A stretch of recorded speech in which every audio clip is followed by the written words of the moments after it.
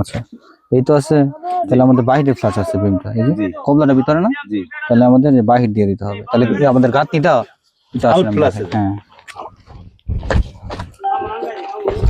তাহলে আমাদের গাঁথনিটা এই যে এইভাবেই তো আছে সেম নাকি?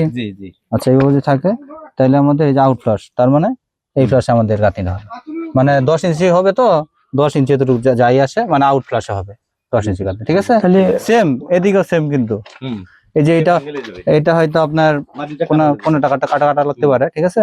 এটা আপনার দিকে দিয়ে দিন, ওকে ঠিক আছে, আর তখন সমস্যা নাই।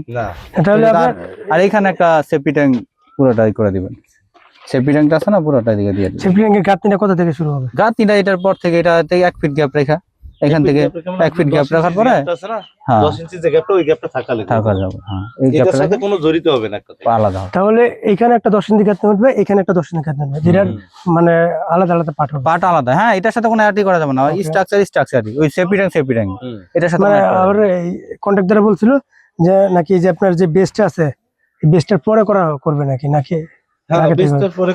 এই কোনটা এটা করলে কিন্তু আমার জায়গা শর্ট হয়ে যায় নাকি? না হলে সমস্যা নাই, বরাট করে করা যাবে, কারণ আমাদের ফ্লোর তো আরো হাই হচ্ছে, অনেক হাই হচ্ছে না, তখন সেই ক্ষেত্রে আমরা 2 ফিট বরাট করে বালি দিয়ে বরাট করে পরে আমরা করতে পারবো, কোনো অসুবিধা নেই, ঠিক আছে? বালি দিয়ে ভরাট করে পরে আবার কংক্রিট ঢালাই দেওয়া লাগবে। হ্যাঁ ঢালাই দেওয়া লাগবে, নিচে তো অবশ্যই ঢালাই দিতে, এটার মধ্যে বসাইতে পারবেন না আপনি, যদি এখান থেকে বসান এটাতে বসাইতে পারবেন না, অবশ্যই ঢালাই তো নিচে ফ্লোর ঢালাই দিতে হবে একটা, আরসিসি দিয়ে একটা ফ্লোর ঢালাই দিতে হবে, ঠিক আছে? এছাড়া তো পারবেন না আপনি, বুঝছেন না? এই জায়গাটা তো পারফেক্ট নাকি সুন্দর না? তবে আরেকটা জিনিস আছে কিন্তু ভাই,